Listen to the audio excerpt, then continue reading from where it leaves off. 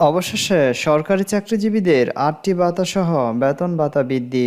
আসসালামু আলাইকুম সম্মানিত ভিউয়ার্স, যারা সরকারি চাকরিজীবী কর্মকর্তা কর্মজীবী রয়েছেন, তো আপনাদের দীর্ঘদিনের যে প্রত্যাশা এবং বেতন ভাতা বৃদ্ধি সহ যে তথ্য প্রোভাইড করা হয়েছে, তো আজকের এই ভিডিওর মাধ্যমে আমরা আপনাদেরকে এই সম্পর্কে বিস্তারিত নোটিশ সহ যে প্রতিবেদনগুলি হয়েছে এই সম্পর্কে বিস্তারিতভাবে জানিয়ে দেব। তার জন্য অবশ্যই ভিডিওটি সম্পূর্ণ দেখার চেষ্টা করবেন, তাহলে সম্পূর্ণ বুঝতে পারবেন। আর যারা চ্যানেলটিতে একেবারেই নতুন যুক্ত হয়েছেন তারা অবশ্যই চ্যানেলটি সাবস্ক্রাইব করে নেবেন, যাতে পরবর্তীতে এই সংক্রান্ত সকল গুরুত্বপূর্ণ আপডেট তথ্যগুলি সবার আগে পেয়ে যান। ভিউয়ার্স, আমরা কথা না বাড়িয়ে মূল আলোচনায় চলে যাব। আপনারা জানেন যে সরকারিভাবে যে নোটিশ এবং অর্থ মন্ত্রণালয়ের অর্থ থেকে সরকারি চাকরিজীবীদের বাজেট বরাদ্দ থেকে শুরু করে সকল সেক্টরগুলিতে যেভাবে বেতন ভাতা প্রোভাইড করার নোটিশ প্রোভাইড করা হয়, এরই ধারাবাহিকতায় সেই নোটিশটি এখানে প্রোভাইড করা হয়েছে, যেখানে আপনারা জেনেছেন যে নোটিশগুলোকে উল্লেখিত বাজেট এবং বেতন ভাতা বৃদ্ধি এবং নতুন করে বেতন নির্ধারণ এবং পে স্কেল সংক্রান্ত আরও অন্যান্য নোটিশ এখানে দেওয়া হয়েছে। তো আমরা প্রথমে প্রতিবেদনে সেই নোটিশ সহ বিস্তারিত তথ্যগুলি জানিয়ে দিচ্ছি এবং এখান থেকে যে প্রতিবেদনে উল্লেখিত তথ্যটি দেওয়া হয়েছিল আমরা সেটিও আপনাদেরকে জানিয়ে দিচ্ছি। প্রথমে আমরা দেখে নিব তালিকাভুক্ত সেই প্রতিবেদন থেকে। এইখানে সরকারি চাকরিজীবীদের বেতন ভাতা স্কেল গ্রেডিং সিস্টেম বেতন বৃদ্ধি সহ তথ্য প্রোভাইড করার মাধ্যমে আমরা জানতে পেরেছিলাম যেখানে বেতন ভাতা এবং অন্যান্য ভাতা ও সুবিধাবলীর মধ্যে রয়েছে বাড়ি ভাড়া। অবশ্যই বাড়ি ভাড়া বৃদ্ধি করতে হবে। বর্তমানে যে হারে বাড়ি ভাড়া বাড়ানো হয়েছে এরই ধারাবাহিকতায় সেই হারে বাড়ি ভাড়া বৃদ্ধি করতে হবে। চিকিৎসা ভাতা, যেটি অত্যন্ত জরুরি, সরকারি বেসরকারি সব সেক্টরেই এই ভাতাটা অত্যন্ত জরুরি। যদিও সরকারি সেক্টরে এটি প্রাধান্য দেওয়া হয়, তবে সব সেক্টরে চিকিৎসা ভাতা না থাকলেও মেডিকেল সেক্টরগুলিতে চিকিৎসা ভাতাটা ফ্রি করা হয়ে থাকে। সুতরাং সরকারি সেক্টরকে এটিকে আরও জোরদার করতে হবে। যাতায়াত ভাতা, এটি অত্যন্ত গুরুত্বপূর্ণ একটি ভাতা, যেটাকে আমরা যাতায়াত ভাতা বলি, কারণ দেখা গেছে অফিসিয়াল সিস্টেম অনুযায়ী যাতায়াত ভাতাতে যদি অনেক খরচ হয়ে যায় বেতনের তুলনায়, সেক্ষেত্রে কিন্তু এইখানে যারা চাকরি করবে তারা কিন্তু দুঃস্থ অবস্থায় পড়তে হবে। সেক্ষেত্রে যাতায়াত ভাতাটা খুবই গুরুত্বপূর্ণ এবং এটি যাতায়াত ভাতাটা উল্লেখ করে সেভাবে যাতায়াত ভাতাটা বৃদ্ধি করে নির্ধারণ করতে হবে। গাড়ি সুবিধা, যেটা অত্যন্ত গুরুত্বপূর্ণ। প্রতিটা সেক্টরে সরকারি হোক বা বেসরকারি সব সেক্টরগুলিতেই গাড়ি সুবিধা থাকা বাঞ্ছনীয়। বিশেষ করে আমরা দেখেছি যেখানে সরকারি সেক্টরগুলিতে গাড়ি সুবিধা রয়েছে এবং গার্মেন্টস সেক্টরগুলিতে গাড়ি সুবিধা রয়েছে, তবে কিছু কিছু প্রাইভেট সেক্টরগুলিতে গাড়ির সুবিধা থাকলেও ম্যাক্সিমাম প্রাইভেট সেক্টরগুলিতে এই গাড়ির সুবিধাগুলি নাই। তবে সরকারি সেক্টরের সব সেক্টরগুলিতেই গাড়ির সুবিধা প্রোভাইড করা হয় না। এছাড়াও টিফিন ভাতা, টিফিন ভাতার ক্ষেত্রে আমরা দেখতে পাচ্ছি যেখানে টিফিন ভাতা ৩০০ টাকা, তবে যেসব চাকরি তাদের প্রতিষ্ঠানে দুপুরের খাবার পান কিংবা দুপুরের খাবারের ভাতা পান তাদের জন্য এই টিফিন ভাতা প্রয়োজন হবে না। অর্থাৎ এইখানে টিফিন ভাতা খাবার ভাতা যৌথ করা হয়ে গেছে, অর্থাৎ টিফিন ভাতার যে নির্ধারণটি সেটি এখানে জানানো হয়েছে। তবে টিফিন ভাতার যে সিস্টেম সেটি অবশ্যই বৃদ্ধি করতে হবে এবং এটি একটি গুরুত্বপূর্ণ অংশ। তারপরে রয়েছে উৎসব ভাতা।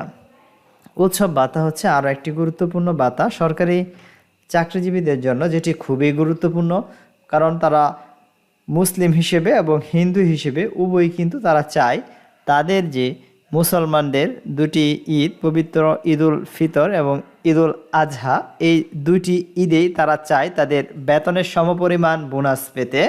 তাহলে তারা সেই বোনাস পেয়ে তারা কিন্তু খুশি হয় এবং সেটিকে ভাতা যদি হয় বেতনের দ্বিগুণ, সেটিতে তাদের খুশিও হয়ে যাবে দ্বিগুণ। সেক্ষেত্রে আমরা আশা করি এই যে উৎসব ভাতা সেটি দ্বিগুণ বৃদ্ধি করতে হবে। তারপরে হচ্ছে শান্তি বিনোদন ভাতা, অর্থাৎ এটিও একটি ভাতা, শান্তি বিনোদন ভাতা। এটি সব সেক্টরে না থাকলেও শিক্ষা সরকারি সেক্টরগুলিতে এটা রয়েছে। আশা করি এটাও একটি গুরুত্বপূর্ণ ভাতা। দুলাই ভাতা, এটি শুধু চতুর্থ শ্রেণীর চাকরিজীবীদের জন্য দুলাই ভাতা মাসে 150 টাকা সুপারিশ করা হয়েছে, যা অত্যন্ত কম। এটিকে অ্যাটলিস্ট 3000 টাকা করা এখন জরুরি হয়ে পড়েছে। তারপরে কার্যকর ভাতা, আমরা দেখতে পাচ্ছি যে কার্যকর ভাতা যেটি রয়েছে সেটিকে কার্যকর ভাতা শতকরা হার অপরিবর্তিত রেখে সর্বোচ্চ সীমা মাসে 2050 টাকা উন্নতিকরণ করা, আপনারা দেখতে পাচ্ছেন। তারপরে রয়েছে গৃহকর্মী ভাতা। গৃহকর্মী ভাতা অপরিবর্তিত রয়েছে। পোশাক পরিচ্ছন্ন সুবিধা, সকল সরকারি সেক্টরগুলিতে যদিও পোশাক পরিচ্ছন্নের যে সুবিধা সেটি নেই, পোশাক পরিচ্ছদ সেটির ক্ষেত্রে সরকারির আশা করি আস্তে আস্তে ধারাবাহিকতায় সেটিকে সুবিধা দিবে সরকারিভাবে।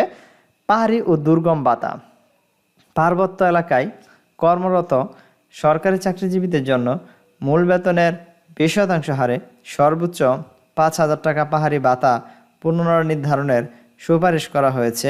একই সঙ্গে হাওর বাওয়ার দুর্গম দ্বীপ অঞ্চল উপকূলীয় ভাতা নির্দেশ করা হয়েছে। তারপরে আমরা দেখতে পাচ্ছি আপ্যায়ন ভাতা। আপ্যায়ন ভাতা হচ্ছে আরও একটি গুরুত্বপূর্ণ ভাতা। এটিও অনেক সেক্টরগুলিতে দিতে হয়, যেমন মন্ত্রিপরিষদ, সচিব, মুখ্য সচিব এবং অন্যান্য সেক্টরগুলিতে 3,000 টাকা, সচিব এবং সমপর্যায়ের কর্মকর্তা 2,500 টাকা এবং অতিরিক্ত সচিব সমপর্যায়ের জন্য কর্মকর্তা 2,000 টাকা এবং যোগ্য সচিব ও সমপর্যায়ের কর্মকর্তাদের 1,500 টাকা সুপারিশ করা হয়েছে। আমরা পরবর্তীতে দেখতে পাচ্ছি ভ্রমণ ভাতা, অর্থাৎ বদলিজনিত ভ্রমণ ভাতা এককালীন সড়কপথে 100 কিলোমিটার পর্যন্ত 10,000 টাকা এবং 101 থেকে 200 কিলোমিটার পর্যন্ত 15,500 টাকা এবং 201 থেকে তারও বেশি থেকে 20,000 টাকা ভ্রমণ সুপারিশ করা হয়েছে। আমরা দেখতে পাচ্ছি ভ্রমণ ভাতা অত্যন্ত গুরুত্বপূর্ণ এবং সরকারি সেক্টরগুলিতে অনেকে এই সুবিধাগুলি গ্রহণ করে থাকে ভ্রমণ ভাতার। অর্থাৎ দেখা গেছে এইখানে যদি কারো ভ্রমণে খরচ হয় 3,000 টাকা, তাহলে সে ভ্রমণ করে পাচ্ছে 10,000 টাকা। কারো ভাতায় যদি খরচ হয় 5,000 টাকা, সে ভ্রমণ করে পাচ্ছে 20,000 টাকা।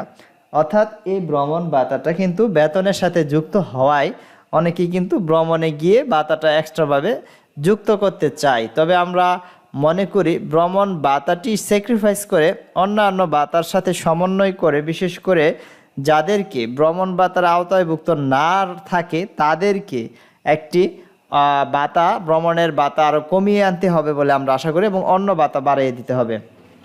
তারপরে বিশেষ ভাতা রয়েছে। বাংলাদেশের পুলিশ, র্যাব, জাতীয় নিরাপত্তা গোয়েন্দা সংস্থা এবং SSF ইত্যাদি বিভিন্ন সার্ভিসের জন্য বিশেষভাবে বেতন কাঠামোর পরিপ্রেক্ষিতে সমন্বয় করা যেতে পারে। অবসর ভাতা ও অন্যান্য সুবিধার কথাও উল্লেখ করা হয়েছে। আমরা দেখতে পাচ্ছি যেখানে অবসর ভাতা এবং অন্যান্য সুবিধার মধ্যে পেনশনযোগ্য সরকারি চাকরিকালীন প্রথম গ্রেড থেকে 16 গ্রেড পর্যন্ত পর্যায়ক্রমে পেনশনযোগ্য চাকরিকালে 5 বছর থেকে শুরু করে 25 বছর পর্যন্ত পেনশনের হার গ্রেড অনুযায়ী 20% থেকে গ্রেড অনুযায়ী 90% সুপারিশ করা হয়েছে। বাধ্যতামূলক সমপর্যায়ে 20% পেনশনের ক্ষেত্রে আনুতাসিক হার 5 বছর থেকে শুরু করে 20 বছর পর্যন্ত 1 টাকায় 275 টাকা থেকে শুরু করে 230 টাকা সুপারিশ করা।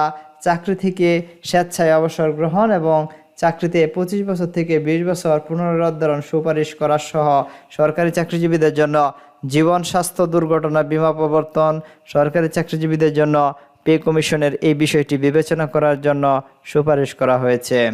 অবসর ও গৃহ নির্মাণ ঋণ, এটিকেও একটি ভাতার আওতায়ভুক্ত আনতে হবে। সমৃদ্ধ সমাপন ব্যাংক স্থাপন, আর্থিক সংশ্লেষণ, এইখানে বেতনের গ্রেডিং সিস্টেম থেকে শুরু করে নতুন গ্রেডিং সিস্টেম যেভাবে পর্যালোচনা করে আনা যায় সেই অনুযায়ী কাজ করতে হবে।